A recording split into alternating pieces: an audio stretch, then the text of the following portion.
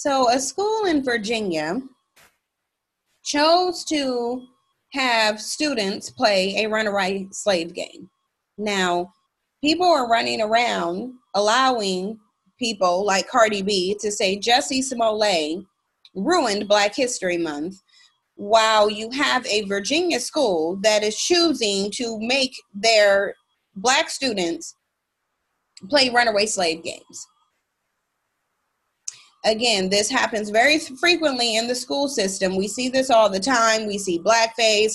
We see walking on backs. We see picking cotton. We see a lot of these slave plays. Black people have failed to address it all across the country. This is what happens. And for some reason, you still keep sending your kids to these schools. And then we wonder why the product of them are what they are. They're spending multiple hours throughout the day dealing with teachers who don't relate to them, who don't understand their plight, who don't care about their plight, who wants to traumatize them, funnel them into the school to prison pipeline, and we continue to send them to school. We continue to comply with the psychological trauma that children go through in these public schools. You don't see Jewish kids having to sit in school and practice and play Holocaust games. They wouldn't tolerate that.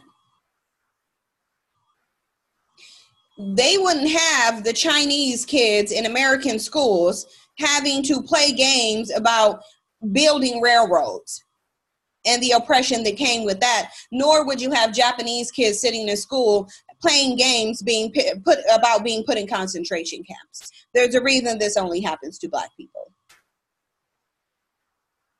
And if you're going to sit around and allow this to happen, not take action, not really show that you care enough about your kids' psychological well-being, enough to address this issue together and take a unified stance against it, that's a problem. But then this is what we ask for when we ask for integration.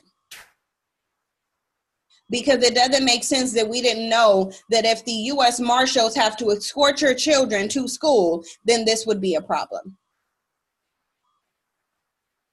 This is a huge problem, but it's a problem that we continue to allow to be perpetuated because we do absolutely nothing about it. We want to sit on social media. We want to attack each other. We want to engage in gossip. We don't want to deal with issues like this. I don't have a child in the public school system. If I did, you can guarantee my child would only need to be subjected to this one time and not even directly subjected to it, indirectly subjected before I'm at the U.S. Department of Education raising hell over these school systems.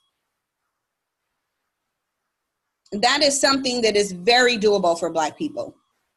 Very doable. Even if you don't want to get up and march, you can all en masse write letters to the U.S. Department of School expressing issue. You think you flood them with letters, it's not going to make news. There's not going to bring awareness to it. People are talking about this ADOS movement. What part of the ADOS movement deals with this? Money or reparations in the form of money isn't going to solve this issue. Now let's go to the news clip really quickly. Underground Railroad or runaway slave game, as some have called it, happened here at Madison's Trust Elementary back in early February. We're told it was not part of the curriculum and it should have never been taught in the first place.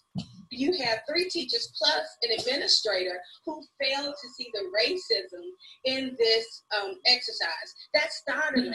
Pastor Michelle Thomas leads the Loudoun County NAACP. She says she was shocked to hear about a recent lesson during Black History Month at Ashburn's Madison's Trust Elementary. The school district confirms that 3rd, 4th, and 5th graders pretended to be slaves on the Underground Railroad in an obstacle course during gym class. Parent complaints forced the school's principal to apologize. In a letter, it reads in part, quote, "The lesson was culturally insensitive to our students and families. I extend my sincerest apology to our students and school community," end quote. Tonight, parents and neighbors are reacting. It is not a game. It's not something that should ever be taken lightly, even if it's something that they feel like happened a long time ago. It's something that should always be taken seriously, especially with children. We don't do that with the Holocaust. I just don't understand. The school district says the underlying history was retaught in a sensitive manner, and the schools are working with a local Black history group to review curriculum, but they ultimately say the lesson was not approved and should not have been taught. There are three things that really jump out to me: willful ignorance, white privilege, or intentional racism. And those are scary thoughts. And the school district would not say if the employees involved are facing discipline, calling it a personnel matter that they won't discuss. This is how emboldened they have become.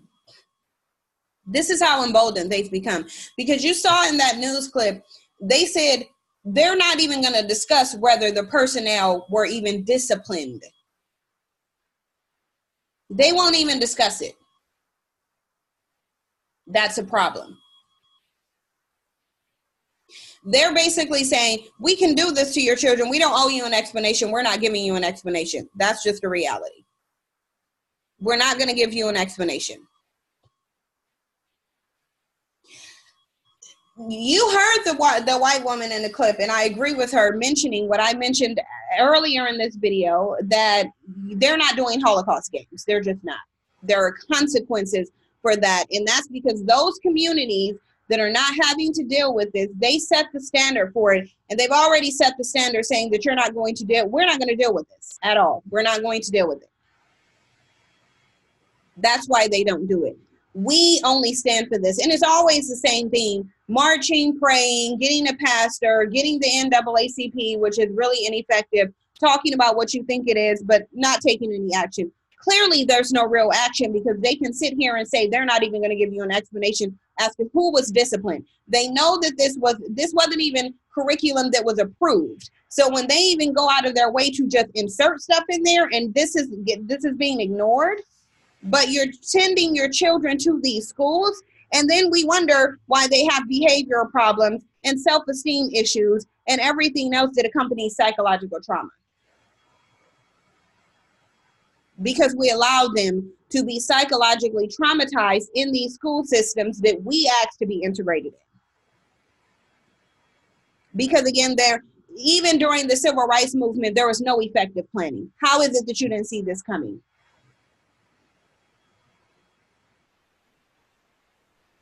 Nobody else is going through this except for us.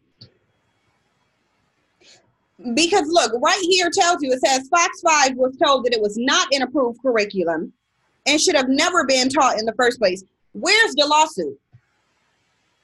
Where's the huge lawsuit to address this?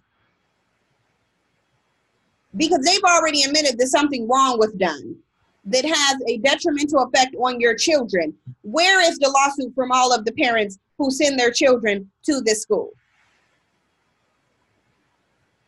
No consequence at all, no boundaries, no limitations being set, just allowing whatever. And then they're saying, oh, the lesson was just culturally insensitive to our students. Here goes my insincerest apologies, because it's going to happen at the school again.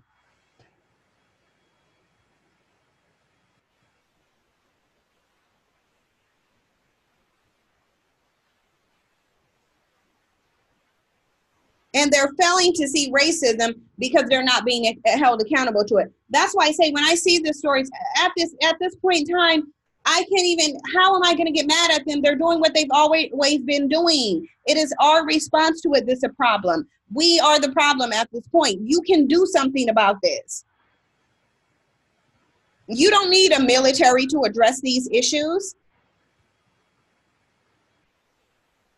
Nobody told you to draw any battle lines physically to address this issue. So we're not addressing it because we don't want to, because we're passive, and we only address issues that concerns our people, because those are the easier targets. We can express our frustration towards our people, but we refuse to direct it towards the people who are doing this. And if we do, we don't do it in a manner that's going to be conducive to anything. And she's saying those are scary thoughts. Those are the thoughts that they've been having forever. They have not changed their behavior at all. Been doing this. Been doing this from day one. There should be no confusion. It shouldn't be scary at this point. The only thing that is scary to me is that we keep giving it a pass. is that we don't do anything about it, and nobody's words and encouragement in telling Black people something needs to be done about this, this should be addressed. None of that really matters, because it's going to be the same thing over and over and over and over and over, allowing this stuff to happen, expecting one day out of the kindness of their heart to get up and say, oh, okay, well, let's just stop doing it now. It doesn't benefit us to quit, but we'll just stop doing it.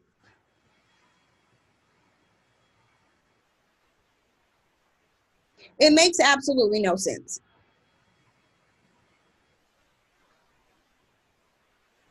You guys let me know what you think of this. Thank you for your support. I'll see you in the next video.